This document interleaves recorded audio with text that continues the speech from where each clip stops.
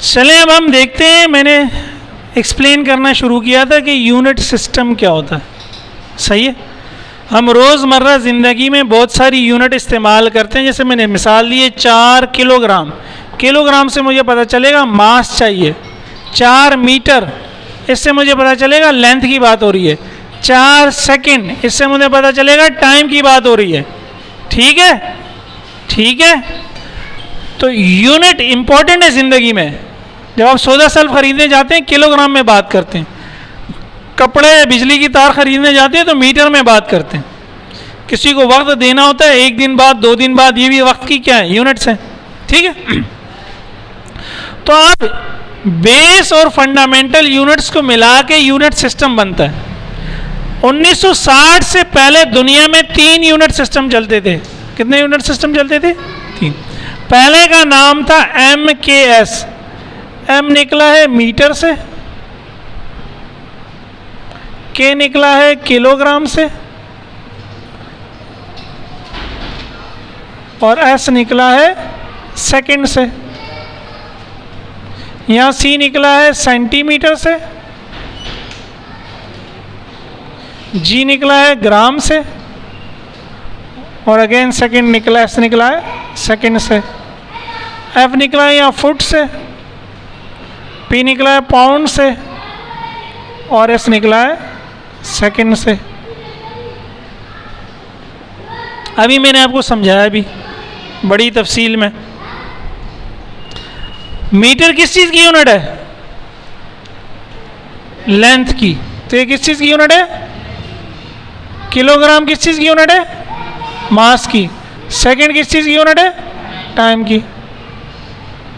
Centimetre, metre की छोटी unit है। आपके स्केल पे सेंटीमीटर बने होते हैं ना, तो सेंटीमीटर भी किसकी यूनिट है?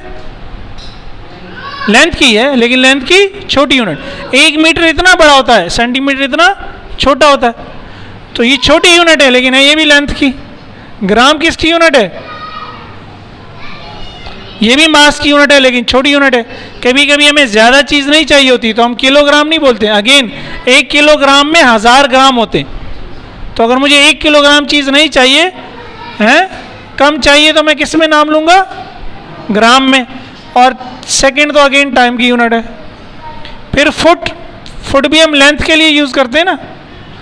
पाउंड जो है यहाँ फोर्स की यूनिट है, और सेकंड जो है वो टाइम की यूनिट है। तो इन तीनों यूनिट सिस्टम्स में 3 बेस क्वांटिटीज़ हैं। ये तीनों क्या हैं?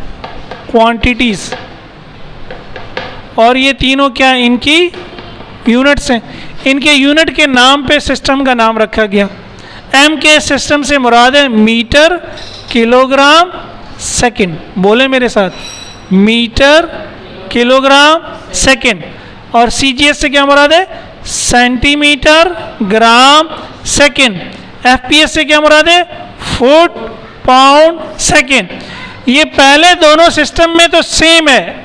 मीटर लेंथ के लिए, किलोग्राम मास के लिए, सेकंड टाइम के लिए।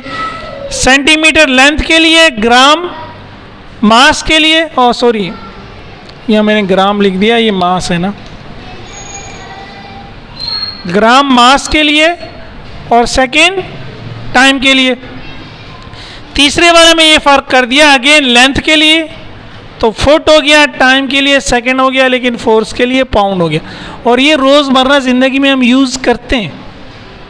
ठीक है, जब हम कमरों की पैमाइश करते हैं तो फुट में करते हैं ना, कि इतने फिट का कमरा है। मीटर बहुत बड़ा है, सेंटीमीटर बहुत छोटा है, फिट दोनों के दरमियान में होता है। तो ये सारी लंबाइयाँ हम रोज़मर्रा ज़िंदगी में इस्तेमाल करते हैं। इसी तरह किलोग्राम और ग्राम को भी इस्तेमाल करते हैं। ठीक है, टमाटर, चीनी वगैरह तो आप किलोग्राम में लेते हैं, लेकिन मिर्ची जो है, 1 किलो मिर्ची को कोई क्या करेगा? देख पकाएगा तो 1 किलो मिर्ची चाहिए होगी ना। तो मिर्ची अब आधा पाव या पाव लेते हैं। आधा पाव कितना होता है? 125 ग्राम।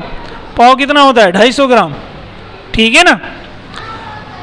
और यहाँ एक फ़र्क ये है कि पाउंड जो है उसको ले लिया, ये फोर्स की यूनिट नहीं है। बहरहाल ये सारी इन सिस्टम की बेस यूनिट्स हैं। क्या है? और ये इनकी बेस क्वांटिटीज़ है। इन बेस यूनिट और इन बेस क्वांटिटीज़ की वजह से हम बाकी सारी जितनी भी क्वांटिटीज़ हैं, ये मैंने एग्जांपल्स लिखी हुई है, velocity, acceleration, force, volume, density, जो आपके जहन में आता है। यानी अगर इस सिस्टम की बात करें तो इन तीनों को छोड़कर ये सारी फिर इन्हीं की मदद से निकलेगी, इनकी अपनी कोई तारीफ नहीं होगी, ये इनकी मदद से। इस तरह इनकी यूनिट भी इन यूनिट्स की मदद से निकलेगी। तो ये क्वांटिटीज हमारी बेस क्वांटिटीज हैं, इनकी यूनिट्स हमारी बेस यूनिट्स हैं। इनके अलावा बाकी सारी क्वांटिटीज डिराइव क्वांटिटीज हैं और उनकी यूनिट्स क्या हैं, डिराइव। और हम जब इन बेस यूनिट्स को और ये सारी डिराइव यूनिट्स को मिला लेंगे तो हम कहेंगे ये हमारा क्या बन गया, यूनिट सिस्टम बन गया। तो सीधी सी बात है कि यूनिट सिस्टम में कुछ बेस यूनिट्स होती हैं जो कम होती हैं, जो क्या होती हैं, जैसे इन तीनों में 3 है, और बहुत सारी डिराइव यूनिट्स होती हैं क्योंकि क्वांटिटीज तो दुनिया में बहुत है। साइंस में जितनी भी फिजिकल क्वांटिटीज यूज हो रही है उन सबको यूनिट फिजिक्स प्रोवाइड करता है। ये फिजिक्स की एक खास बात है। चाहे केमिस्ट्री में आप कोई चीज़ पढ़ें, चाहे मैथ्स में आप कोई चीज़ पढ़ें, यूनिट कहाँ से निकलेगी, फिजिक्स से। यूनिट कहाँ से निकलेगी, फिजिक्स से। कहाँ से निकलेगी, फिजिक्स से। चलें हम आज का लेक्चर यहीं पे एंड करते हैं, कल पढ़ के आइएगा। बुक में भी आपकी ये चीज़ें लिखी हुई हैं, वहाँ भी पढ़ के आइएगा, ठीक है। कल हम थोड़ा आगे और चलेंगे, आज यहीं पे लेक्चर ख़त्म करते हैं।